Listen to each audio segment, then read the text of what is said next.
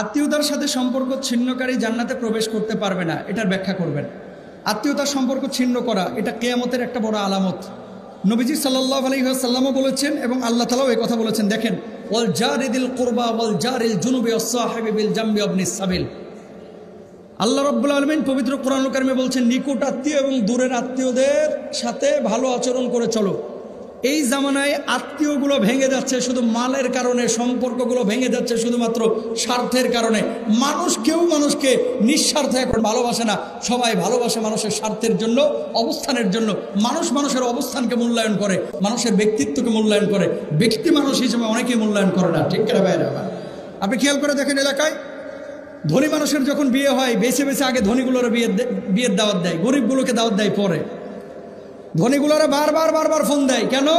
এরা দাওয়াত দিলে 5,000 পাওয়া যাবে, আর রিক্সাওয়ালা আত্মীয় এটারে দাওয়াত দিলে হয়তো একটা কাঁচার প্লেট পাওয়া যাবে অথবা 6টা গ্লাস পাওয়া যাবে।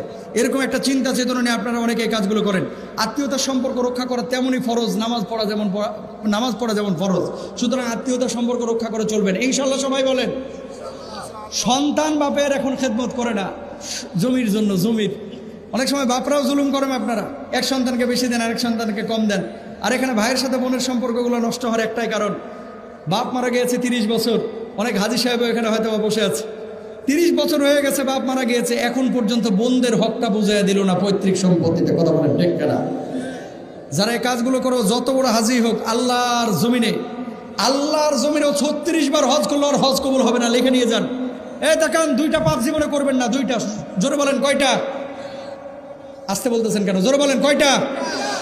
নামাজ একদিন পড়েন না, আল্লাহ চাইলে মাফ করে দিবে। রোজা করেন না, আল্লাহ চাইলে মাফ করবে। হজ করেন নাই, গুনাহ করেছেন, আল্লাহ চাইলে মাফ করবে। 2টা পাপ আল্লাহ বলছে আমি মাফ করবো না। আল্লাহর আদালতে অজামিনযোগ্য অপরাধ। 1 নম্বর হচ্ছে বান্দার হক নষ্ট করা, 2 নম্বর হচ্ছে আল ইশরাকু বিল্লাহ, শিরিক করা আল্লাহর সঙ্গে।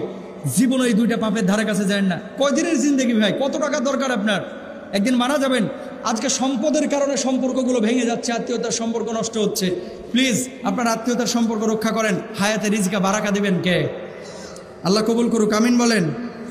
এশার সালাতে 1 রাকাত পেয়েছি, বাকি 3 রাকাত কিভাবে পড়বো? খুব গুরুত্বপূর্ণ বিষয়। 1 রাকাত যদি পেয়ে থাকেন তার মানে 1 রাকাতই পেয়েছেন আপনি। যেই রাকাত নিয়ম হচ্ছে, যে রাকাত ছুটে যাবে সেই রাকাতটা আপনি পূর্ণ করবেন। তাহলে আর পূর্ণ করতে হবে কয় রাকাত? 3 রাকাত। তাহলে উঠে গেলেন, 1 রাকাত পড়ে আবার বসবেন এবং প্রথম রাকাতে সূরা ফাতিহার সাথে সূরা মিলাবেন। বৈঠক থেকে উঠে আত্তাহিয়াত পড়ে উঠে যাবেন। উঠার পরে আবার সূরা ফাতিহার সাথে সূরা মিলাবেন। এরপরে মানে শেষ যে রাকাতটা পড়বেন, এই রাকাতে আর কি পড়বেন না? সূরা ফাতিহার সাথে সূরা মিলাবেন না।